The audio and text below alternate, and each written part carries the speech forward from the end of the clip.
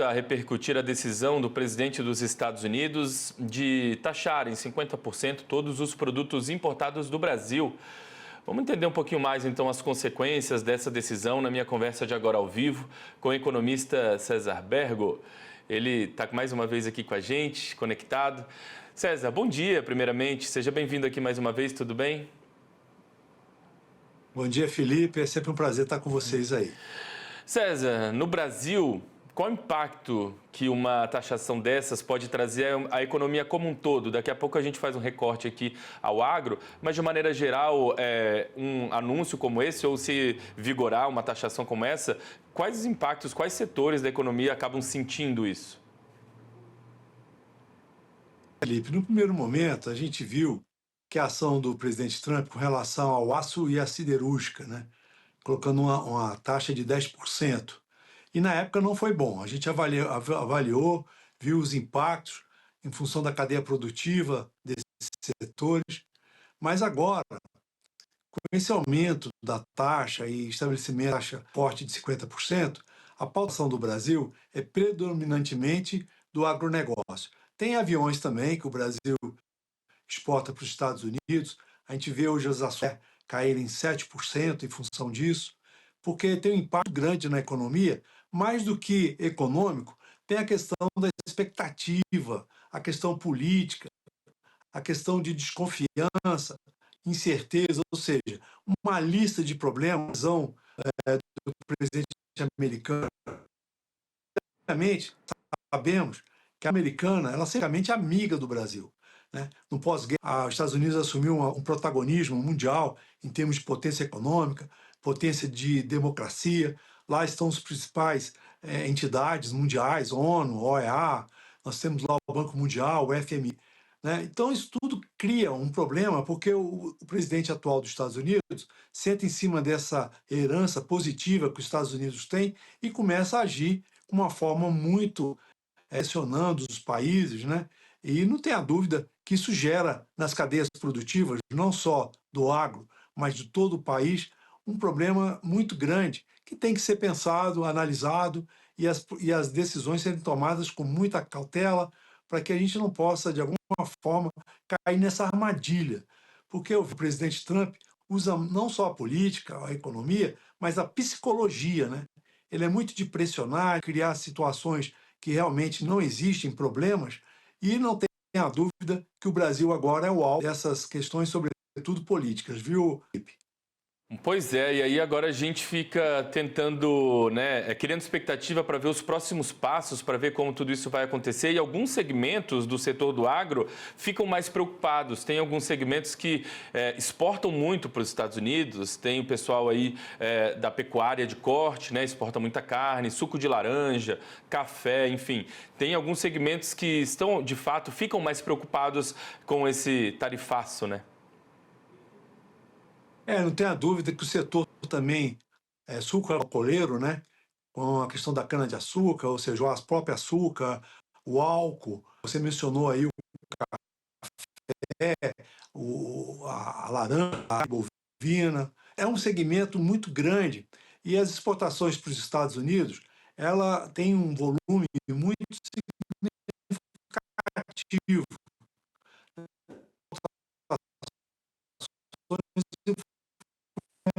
diretamente na questão gerando reserva. Óbvio, A gente está aí com uma variação de sinal na internet aqui com o César. A gente vai tentar restabelecer, melhorar direitinho e aí a gente volta para poder conversar um pouquinho mais sobre essa questão do tarifaço. Vamos tentar aqui, ô César, a gente está tentando restabelecer essa conexão com você. Está com a nossa conexão com o economista César Bergo. Ele já está conectado aqui mais uma vez com a gente. César, a gente estava ali falando agora, fazendo um recorte, né, sobre os reflexos desse tarifaço, digamos assim, para o agro brasileiro. Então, acho que a gente pode retomar do começo a resposta, quando você estava falando ali sobre os reflexos para alguns segmentos específicos, né? Segmento sucro-alcooleiro, suco de laranja, café. Tem alguns segmentos que, de fato, estão com uma preocupação um pouquinho maior. na verdade, viu, Felipe, dando continuidade ao que nós estávamos falando, você tem commodities, né? São produtos que você pode, de repente, destinar para outros mercados. Mas isso tem uma negociação toda a ser feita, há uma demora. Então, esse prejuízo ele pode acontecer no curto prazo para esses setores. Mas em função dos produtos, né, sobretudo o café, que é uma demanda mundial, a questão do suco de laranja, isso pode acontecer de se exportar para outros mercados onde o Brasil também tem bons relacionamentos, sobretudo a China e também o mercado europeu. Agora, acho que o problema maior é exatamente esse, porque o que preocupa os Estados Unidos não é necessariamente o Brasil e nem os produtos que ele exporta, mas o relacionamento que vem melhorando a cada dia com a China e com a comunidade europeia. Nós vimos a decisão dos BRICS recentemente, a decisão do Mercosul de firmar já um contrato com alguns países da Europa, sobretudo a Suíça e a Noruega. Você tem praticamente fechando a questão do acordo com a União Europeia. Então, os Estados Unidos, eles têm, no caso é bom dizer, né, a separação que há entre a nação americana, que é amiga do Brasil, e o governo atual americano, que cria alguns embargos à atuação comercial do país e usa o discurso político, ideológico, para então criar um momento de tensão. Sobretudo porque o presidente Trump tem mostrado que gosta de usar muita psicologia, às vezes faz a pressão, depois volta atrás e cria realmente muita incerteza e insegurança. O setor agropecuário seria, no primeiro momento, o mais prejudicado, viu, Felipe, em função desse aumento das tarifas de 50% aí. Agora, vale a gente destacar aqui que para a economia americana, ou na verdade para o mercado consumidor americano, há impactos importantes também que podem acontecer no preço do café, na disponibilidade de carne no mercado americano, porque eles importam muita carne aqui do Brasil. Então, para eles, esse tarifaço aí também pode gerar consequências nada positivas, né, para o mercado consumidor. Não tenha dúvida, né? A pauta do presidente Trump é muito extensa. Ele mexe com imigração, ele mexe com a questão da guerra. Alguém que já quis ficar com a Groenlândia, alguém que quis anexar o Canadá. Então, o discurso dele é muito complicado. Então, mais uma vez, ele mostra realmente, em função de se envolver em sobretudo questões políticas e do judiciário, que ele está disposto a criar muita fumaça, vamos dizer assim. E cria um problema mesmo circunstancial, porque, obviamente, se esses produtos vão para os Estados Unidos, eles são consumidos nos Estados Unidos. A partir do momento que você aumenta uma tarifa de 50%, provavelmente na Califórnia ou mesmo lá em Miami não vão tomar o suco de laranja, porque praticamente o suco de laranja que se toma nos Estados Unidos, a origem é do Brasil. O café também, a carne também, e vai por aí, né? Obviamente, existem empresas brasileiras que estão instaladas nos Estados Unidos, como a JBS, mas não é suficiente para você suprir o mercado americano. Então, o mercado americano é um mercado consumidor muito forte, e quando você coloca uma tarifa nessa altura aí, vai ter repercussão nos preços e na inflação americana. Então, entra também na questão da discussão da política monetária, que os Estados Unidos estão lá, e também, no primeiro momento, você tem essa perspectiva de maior inflação, viu, Felipe? Bom, e aí agora a gente tem conversado aqui, né, com representantes do setor e a gente ouve muito falar na palavra cautela. Você também faz coro a essa palavra? Você entende que esse momento exige cautela, negociações diplomáticas, digamos assim, inclusive até para poder acalmar qualquer tipo de tensionamento no mercado? O momento é de muita cautela nas palavras e nas negociações? Não tenha dúvida, né, Felipe? A gente viu agora recentemente a briga do Donald Trump com Elon Musk, né, que era um aliado dele. Ou seja, internamente também o Trump enfrenta muitas reações. Conseguiu aprovar o projeto fiscal dele, não foi muito fácil, mas conseguiu aprovar. Isso pode gerar um déficit enorme nas contas americanas, se calcula em torno de 3 trilhões de dólares. Bom, voltando à questão brasileira, a cautela é fundamental e a diplomacia também.